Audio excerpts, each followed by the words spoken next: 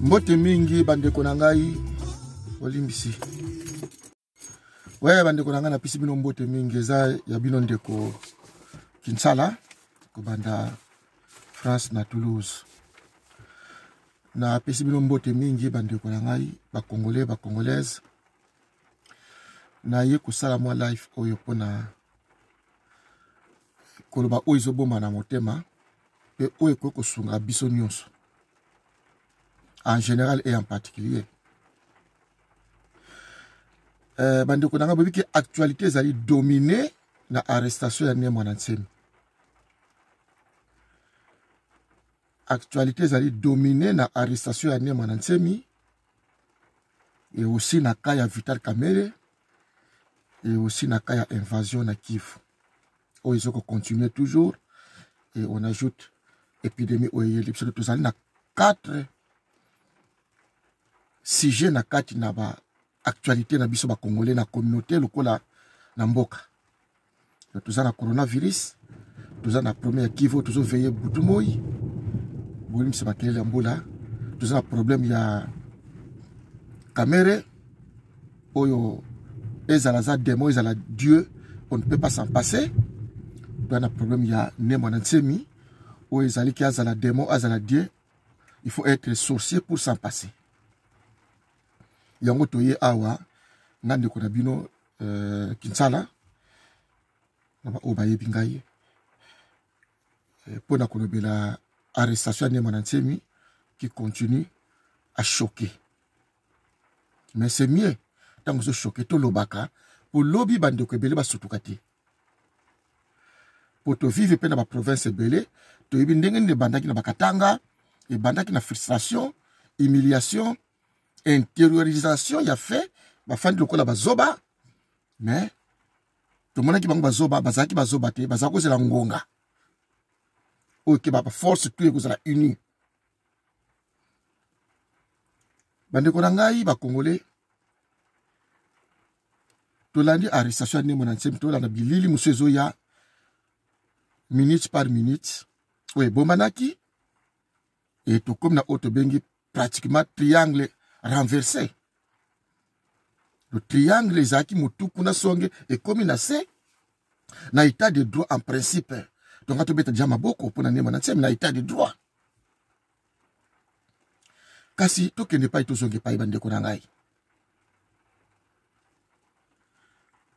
Mwana mobile auto bengi Eliezer. Mwana mobali oyo asala polémique ebele na kati na poto a divisé même biso.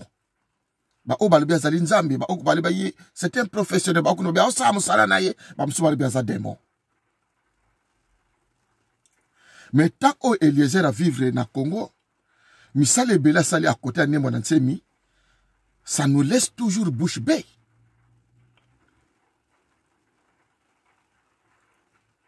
Ça nous laisse toujours bouche bée. Plus grave encore, même moi, ça n'est mwana nsemi, ya le bon, ayebi ye, a tout nié même que non, na yebi yo bien papa, na yebi yo. Ye mokabi, oui, ngam na yaka, na yebi ndako ne mwana nsemi lokola ndaku na ngai. C'est Eliezer qui le dit. Donc Eliezer connaît ne mwana nsemi. Mais là où les bas blessent, c'est là où il faut poser cette question. Pourquoi à chaque fois qu'il y a des incidents, Eliezer s'invite et il est accepté dans le sillage de mwana nsemi? On a pas mal de journalistes qualifiés qu'Eliezer. Mais pourquoi à chaque fois qu'il y a un problème majeur, il y a mwana nsemi, Eliezer s'invite et il est toléré? Parce qu'à l'objet, on a dit, ndako ne mwana nsemi, le kola ndaku na ye, si bien qu'il y a des makesa même qui ne connaissent pas, ndako ne mwana nsemi, le kola ndaku na bango, et pourtant, va sembler la kola mikolo nyonso. Pourquoi rapprochement volontaire il y a Eliezer na ne mwana nsemi? Bandeko na ngai na ye awa po na meka nani kotuna na bino oyo bosutenaka Eliezer Ba Congolais le quoi bande konaye. Toye ba Eliezer aza au fait c'est qui Eliezer? Pour biso moi je suis parmi les juristes. Non seulement ya kotanga classe au ceux qui vont chômer, mais j'ai pratiqué le droit au parquet. Bah j'ai des collègues na poto. J'ai des collègues basés dans les tribunaux et belé na Congo. J'ai des collègues partout. À Tikala. Donc, je connais non seulement la théorie du droit, mais aussi des pratiques judiciaires. Parce qu'on ne devient pas juriste parce qu'on a un diplôme de droit, mais on devient juriste en pratiquant le droit.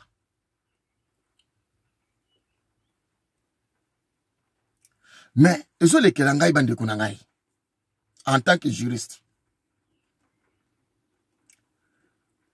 n'a évité ma classe à l'élo parce que Eliezer s'est dit licencié en sciences politiques. Oui, dans sciences politiques, il y a pas mal de cours de droit. Donc, en tant que journaliste aussi, à une déontologie, puis ma limite n'a pas.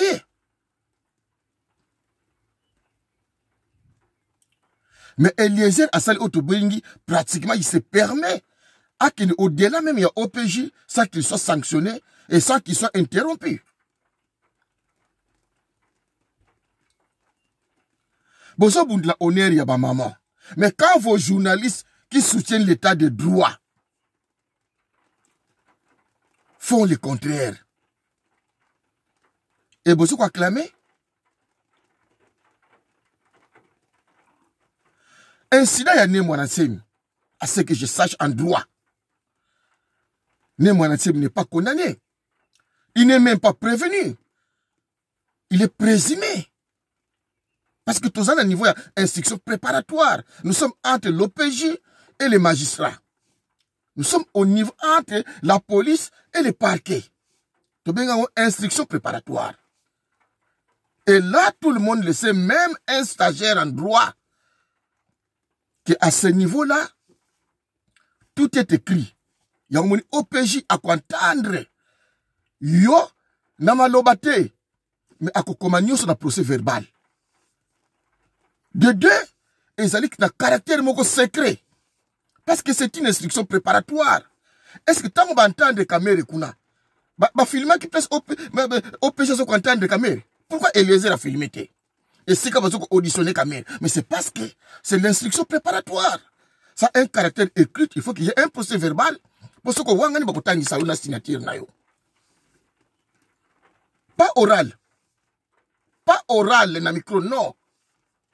Et puis ça a un caractère secret. Il n'y a que l'OPJ ou les magistrats du parquet et les présumés. Exceptionnellement l'avocat. Et ils allaient non contradictoire. Parce que nous sommes au niveau de l'instruction préparatoire. C'est l'OPJ. Il y a, à ce qu'on recevoir plainte. Il n'y a pas de contradiction que non. Yo le baki boy. Là, c'est le magistrat. L'OPJ instruit les dossiers, il envoie les dossiers auprès du magistrat, les procureurs. Mais avant l'envoi du dossier, l'instruction est secrète, écrite, il faut qu'il y ait un procès verbal qui acte tout ce que le présumé dit, et non contradictoire. On ne les contredit pas, on écoute ce qu'il dit. Mais à ma grande surprise, c'est Eliezer qui fait le travail de l'OPJ. C'est Eliezer qui fait le travail du procureur. Parce que l'instruction préparatoire est secrète. On suppose qu'on ne peut pas les filmer, qu'on ne peut pas tendre les micros en public comme ça. Ça nous a surpris. Qui est Eliezer? OPJ a fandi a tiki Eliezer a instruit le dossier oralement. Parce que ce que Maman Lubondo a dit, ça reste là-bas, fichier. C'est déjà un élément que non, là-bas, c'est Eliezer, tu avais dit ceci. Mais qui est Eliezer? Eliezer a la compétence, il y a pas entendre Moutou. Parce que Eliezer a instruit le dossier. Ce que Eliezer a posé comme question, mais ça reste au parquet. Yango moni lelo, rime, réseau tambola, kino, maman Lubondo, moi c'est né mon atsemi, ateki né mon atsemi. Non, mes frères, ne tombez pas dans les erreurs, dans les pièges de l'occupant et se coloniser. Eliezer na ipsa kabino banda kala, bande konanga makesa, bande kwa bundi da Congo. Que mwana mobali wana, bo zalakane pénété.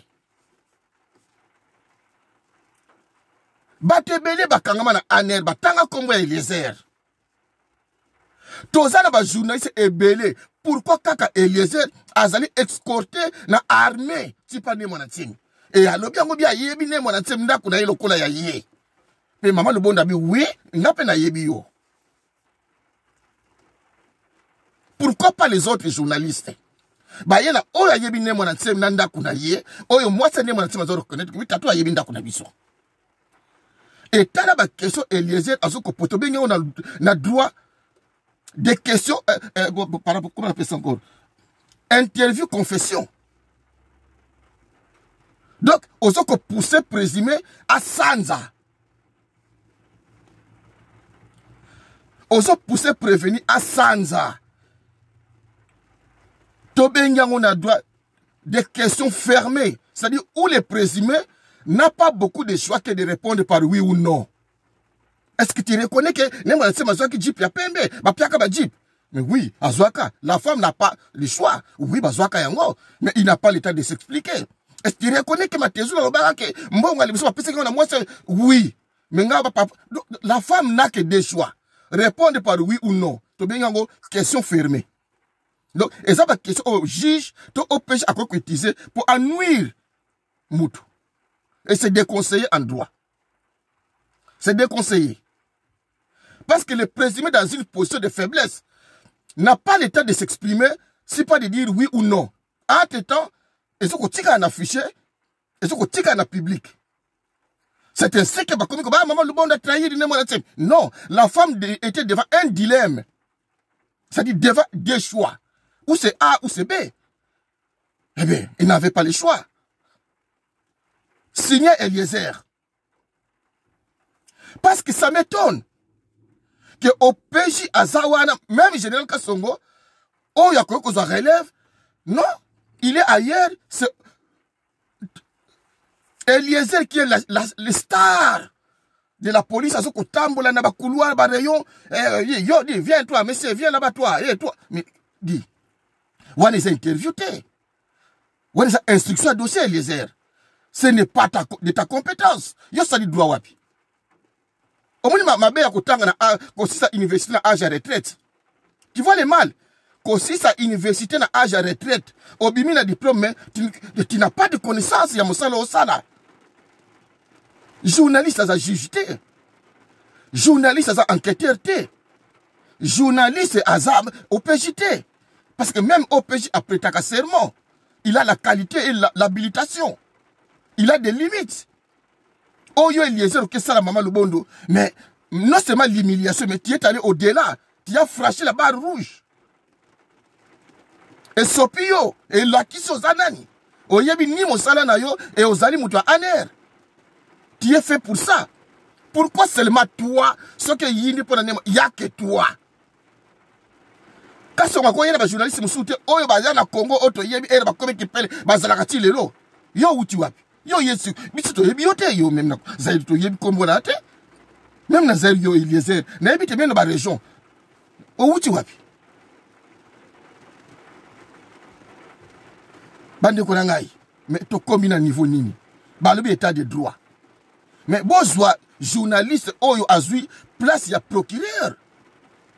Je ne sais pas ce qui maman Lubondo to ne monasibi mérite encore être entendu parce que Eliezer a fait son travail. Il a fait un bon travail d'un procureur enquêteur. Le procureur n'a qu'à prendre les procès-verbaux d'Eliezer. C'est un délit de justice. Il y a vice de procédure. Parce que c'est un niveau préparatoire, c'est un niveau entre OPJ et le magistrat du parquet. L'OPJ reçoit les plaintes. Il arrête selon qu'il y a flagrance ou pas. Il fait respecter les droits de l'homme. Il envoie les dossiers en fixation, pas en fixation même, auprès du parquet. C'est le parquet qui envoie les dossiers en fixation. Mais tout ça au niveau police. L'OPJ n'a pas le pouvoir d'appréciation. L'OPJ n'est là que pour acter les dires des présumés et les insérer dans un procès verbal où tout le monde signe.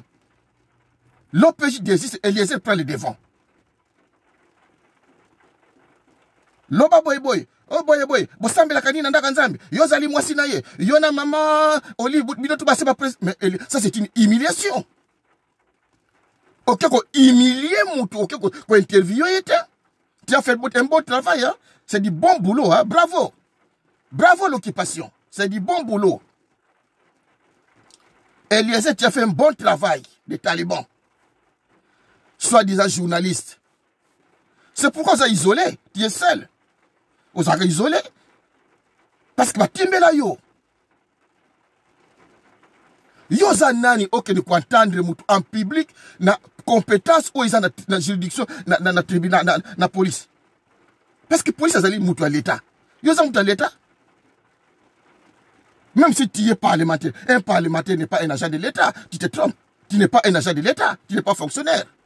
Un parlementaire n'est pas un fonctionnaire. Même un directeur du cabinet, Kamere n'est pas un fonctionnaire. Bah, classe botan na bouté, botan en mabé, hein. Tu n'es pas un fonctionnaire, même un député n'est pas un fonctionnaire. Pour yoko mandat na yoko silo kolongwa mosala, professeur oba futa kate, oya zola la nzala, yako tikala, ti na retraite. Yo na retraite, tu n'es pas fonctionnaire, toi, Eliezer. C'est la police et l'OPJ qui sont des fonctionnaires. Pour le président Tshisekedi na yo wana kolongwa, l'officier de police judiciaire va rester. Yo, okosi mandat no kalete kosila, okozonga ou pas. Tu n'es pas fonctionnaire, toi. Comment yo koza compétence ya l'État? Oya kwantandre mutu, o tebatu afandi, o imiliaka batu, moko wuti wapi, oyo mwana nana, makila oyo wuti wapi, boy na boy, yo le baki boy, viens, nzete oya nini, wapi ndika, di, monsieur, tu es allé trop loin, toi. Mais okosuka mabe Eliezer, Eliezer, okosuka mabe. Eliezer, tala datele, Jules Kinsala na Toulouse, mon frère, okosuka mabe. Pouvoir tout en koyaka et kendaka na ba sacrifice nango. Tiye parmi batuana yo. Ocholi ba Congo te. Na kosonga la vidéo sima. Omi kangi ne photo ocholi ba Congo te. Yo zanani. Ozo place ya police judiciaire. Parce que c'est toi le procureur Eliezer. Encore une question très pertinente. Oye boke ko sala isa arrestation. Bolibi boza bato état de droit. Mais comment mutu boke ko kanga azu banda makila na mutu? Parce que ça s'appelle cause blessure volontaire. Bino bozo ko faire respecter état de droit. Yo journaliste na bango. Mais loba yango. Comment bino bato bozo ko respecter boke ko faire respecter ba droit? Bo sali so na ndako mutasanyi munduki azo bimana pota na mutu ba msu ba disciple na ba makila. Bino bozo faire respecter droit de l'homme. Au fond d'ici moi si ya mutu au hasard innocent parce que l'infraction est individuelle. Eliezer autant classe wapio. Omoni mabe ya kotanga ba classe ya butu. Ba pokwa ba balali bino boke classe. Mabe ya kotanga ba classe na âge ya retraite yoke université. Vous sortez dans un trafic d'influence mais en soi vous n'êtes rien. Boke ko kanga mutu. Pour faire respecter les lois du pays, c'est bien beau. Mais parmi les lois du pays, c'est l'état de droit, il semble que c'est les droits de l'homme aussi. Pour y il semble violer les droits de l'homme. Mais comment Moutou a violé les droits de l'homme? Bidon moko violer 4 fois les droits de l'homme et pas naïe. Azobi mana makila na Moutou. Bon, ça qui a foufou o ezoko bima Eliezer. Ça qui a foufou o ezoko bima na Moutou ya soda. To benga wonine. Saisie conservatoire. Tonin. Parce que beaucoup là ont entendre maman Lubondo. Il faut pour ça le procès verbal. Ça qui a foufou o ezoko bima na Moutou ya soda. Il faut qu'il y ait un procès verbal de saisie. Non, voilà, moi, Élisée Tamba, ce qui comment tu t'appelles, en tant qu'officier de police judiciaire à compétence générale, journaliste parlementaire, voilà le procès verbal de saisie de Sakia Foufou. Oui, Sakia Foufou, on est Zobimanandaku.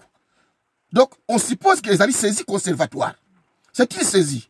Il faut que ce soit acté dans un procès verbal de l'OPJ que tu représentes. Au Konakisabiso Yango, on a état de droit au Yosu soutenir Eliezer. Que voilà, soda, ça s'appelle saisie, comment saisie, ce qui conservatoire. Il y a ça qui a foufou. Hein? Et ça, volté. pour ils ont état de droite. Soda ozo bana sac à foufou, ba saisir sac à foufou. Et quel a parqué? Saisir conservatoire. Télévision ozo bimawana nan no belité. Il faut que ça la procès verbal. Parce que toi, l'officier de police judiciaire à compétence générale, tu as le pouvoir exorbitant pour apprécier les faits et interroger n'importe qui en présence de l'OPJ. Au copier ce procès verbal, il y a télévision où ils ont besoin de moto, et ils allaient saisir conservatoire pour quelle finalité? Parce que beaucoup de Minduki. Tant que beaucoup ça la perquisition. Mais on ne saisit que les objets qui font l'objet de l'infraction. Hein? Soit-disant juriste. Quand on fait la perquisition chez autrui, mais on ne saisit que les objets suspects qui font l'objet de l'infraction. Entre autres, on parle de l'atteinte à la sécurité de l'État. Donc on suppose que ce sont des armes, que ce soit conventionnelles ou armes, je ne sais pas, blanches comme on les appelle, il faut les saisir. Bon, bimina mindu kite. Bon, ça, ba télévision, ba sac à foufou, ba armoire, ba congélateur. Mes chers amis, Eliezer, tu représentes quel état de droit? Tu es derrière qui? Pesabiso ba procès verbaux, il y a saisi, il y a congélateur, il y a sac à foufou, il y a télévision, il y a bilo qu'on a tué bimi. Toyeba, il y a monde, balga ba utilisé pour ba boma batu. Sac à foufou et ko boma batu. Télévision et ko boma batu. Parce que bon, Azali poursuit pour atteindre la sécurité de l'État. Donc Azali Mindu qui a trahir l'État, ainsi de suite, blablabla. Oui, bon, présumons que vous allez sursaut pour la saisir, pour la perquisition, pour Aboyaki. Mais dans la perquisition, je le répète, mon frère Eliezer, soi-disant juriste, mais on ne saisit que les objets qui font l'objet de l'infraction. Pas les vivres. Pas les vivres. Pour même aux ana nyongo, n'importe où, pas n'abisso, même aux ana nyongo, wisi ayeko kangabilo konayo, asimba ka congélateur te. On ne saisit pas les histoires à manger. Tout na, juriste toko ebisa yo ango. Même wisi ayeko kasa la saisie conservatoire ya biloko na yo, pour bateka bafuta ba créancier na yo. On n'ouvre pas les congélateurs. On ne saisit pas la nourriture ou les vivres. Parce que yangonde okolia pour que nous comme ça là, au futa ba nyongo. Comment boko saisir ça ka foufou? Comment na perquisition na bino na état de droit boka ko saisir ça ka foufou ezalaka te na mokili o image on est tamboli mokili mobimba OPJ moko boy soda bake ko sala saisir ce qui conservatoire bakangi ça ka foufou ata ozana banyongwa banki aye afongola ka congélateur te po moto fa survivre. On ne saisit pas les vivres. Même en droit congolais, j'étais magistrat moi-même, je connais la pratique du droit et je connais la théorie du droit. Depuis quand, boye, parce que vous avez perquisition, azana ba arme, sursaut. Mais vous saisissez, je peux tolérer quand même Kichebo Kenenango, mais le congélateur et la nourriture. Mais c'est insaisissable. C'est insaisissable. Eliezer, mon OPJ. N'a dit que c'est trop tard raison à pour okangi biso photo. Tozana yo maïli. Eliezer, yo. Tozali na Congo. Chaque jour a un nom. Bon, imiliende mwana tsebite. Bon, imiliende ba Congo. Bon, imiliende ba Congo. Bon, imiliende mwana tsebite. Makila wane tangi. Eza makila ba Congo ne tangi. Et moi, je félicite ça. Moi, je soutiens makila wana. Parce que ça commence comme ça. Makila wane, il fallait makila wane tanga. Do bandeko nanga ba ya bambuta bo lembate bo lelate. Il fallait ezala bongo. Il fallait ezala bongo. Il fallait ezala bongo. Et si katu makila itangi soka nango vérité yebanaka et changeaka. Tozo lela parce que to katani na ba histoire ya bako ce que ba bia bako a tribaliste yo mo Congo allez obendani ya munukame yango ba moneli yo. Yango ba moneli yo. Et colonie c'est ça humiliation même pas Gédéon hein. Même pas Gédéon. Chiko lelo bino tu bokomi silence mawa. Ah biso to salari. Ah mais oui, je pas monnaie la bino. Po bino bozo confondre qui humain na sagesse. Vous êtes devant un peuplade de sauvages que les Belges a inséré au pays et vous vous prenez comme des sages. Mais non.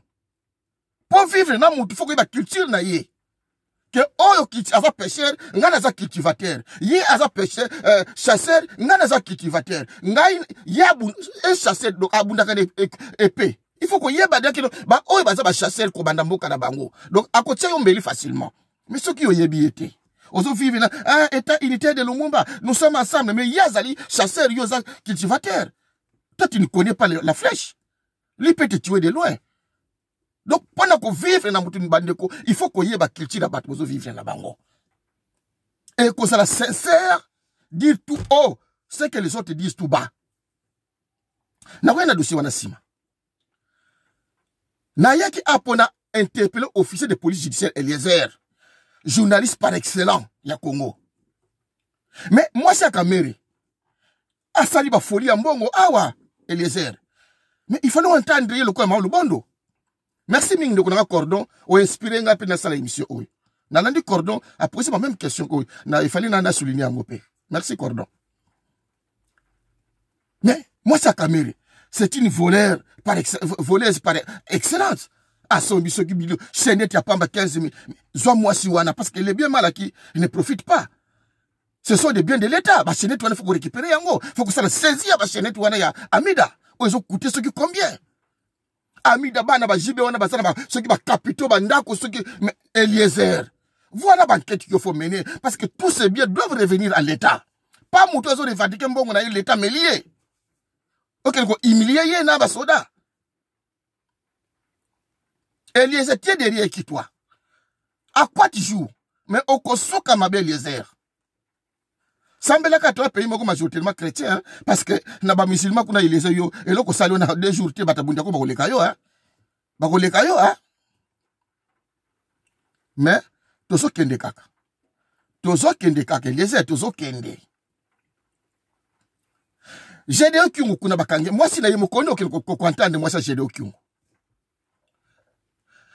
Olive Lembe azosala ba cadeau folie asala ka wapi Eliezer mais c'est ton travail en tant que journaliste kende benga ye Olive vient tu travailles où to mona ni na mosala moko boy mbongo ozo ko panza na ba artiste ozo zwa yango c'est ton boulot Eliezer en tant que député parlementaire chercher les enrichissements sans cause ne mona c'est mais c'est pas enrichi sans cause il n'est pas riche yango azo lela mbongo azangi mbongo kufuta même bat bazonga bilanga basala bilanga ba lesa kishasa c'est un pauvre.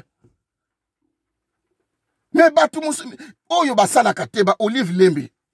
Mais yo Eliezer faut yo kabango en tant que journaliste enquêteur son excellence. Benga Olive tunaiba mbongo ozo pesa boy ozo zwa yango wapi na matanga okumi social. Benga moi c'est Félix qui nyakeru. Ba don oyo ozo pesa batu aba matanga peuple azo liate ozo zwa osala ka wapi. Po awazalaki mutazo sokla bi soki ba nia ya bakoko na Londres. Kuna mbongo na zwi wapi ya retraite.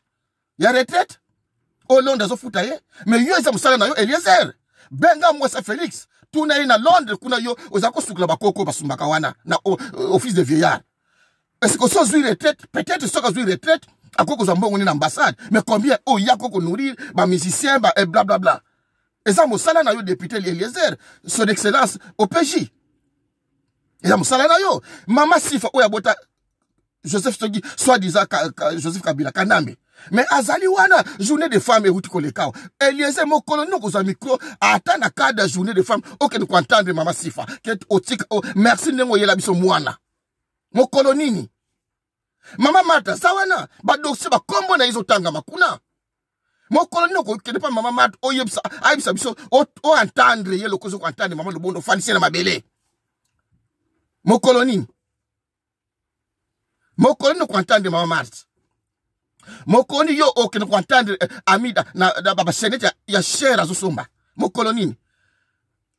Bachiba nda bangutu ba bachiba ba gouvernement tu oe wuti na FCC wana ba yibi ba mende baza wana bazana banda kuna poto awa ba general wana tu bana banda kuna poto. Mais basi na bango bazana ba yiba secret. Ya ibiteke bato bazana ba yiba. Bon, ne mwana sema zo réclamer dette na ye. Ce n'est même pas un fait pénal. C'est un fait civil. Nyongo, ils ont fait pénalité. Un créancier qui revendique sa dette, ce n'est pas un crime. Ce n'est pas un fait pénal. Moins encore un fait criminel. Parce que tant qu'on s'entendre, on s'entendre le coup là, donc on suppose que Eliezer, tu es certain que les litiges de Némonatim portent sur une dette. Son agent qui n'a jamais réussi. Donc, c'est un fait civil. Tu es juriste, il me semble que tu es juriste. Donc, ce n'est pas un fait pénal. La dette, c'est un fait civil. Et c'est la compétence à tribunal de paix. Et ce qui, en cas de contestation, nous partons en appel, nous sommes comme le tribunal de grande instance. Mais en vertu de quel pouvoir, toi, en tant que simple journaliste, ça va fait civil, on va charger une femme innocente.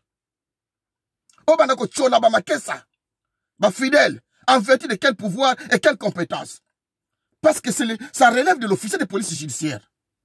Lui a l'habilitation et il a le numéro matricule et la compétence. Toi, tu es qui? Si pas un agent de l'ANR. Voilà comment tu confirmes ton statut. Où sont les autres journalistes? Où sont les autres journalistes? Pour bien sûr, makamane moi na la capa ne connaît pas mon compte ben Dosta. Où est Dosta? Pourquoi Dosta n'est pas appelé? Parce que c'est Dosta qui fait la couverture de Bundia Congo. C'est Dosta. Où est Dosta?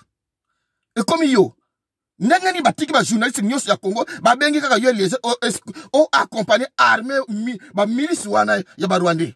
Kaka yo. Kaka yo. Yo tanga ba classe journaliste moi. Na isti to wapi. Pour biso ba journaliste ba tanga soit na isti et bele ba uta université de Lubumbashi à l'époque.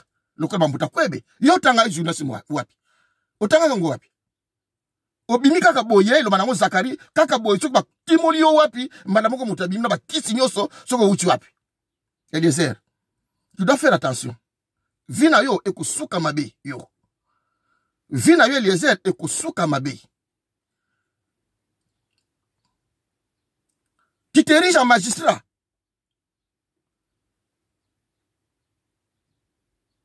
Ndeko. Keba. Donc, oyo sali wana Eliezer yeba yango keno oloni. Oloni oyo sa oloni. Oloni. Yango na ko biso Eliezer keno donc au reverser le lobby keno yo ozalaka moto ya suspect surtout auprès ya ba Congo yo. Pour même eroke pa mbachi. Ba question se poser mbachi na matadi ezo ngana monaka de ke mona mobali oyo aza mutu aza na mission. Toujours croyez parce que ba yo kanaka ba Congo bango na bango. Tala ba question Eliezer. Et c'est boyo kanaka bino na bino. Est-ce que oyebi ke boy na boy? Heureusement mbachi est très prudent. Do banda musalo banda kala.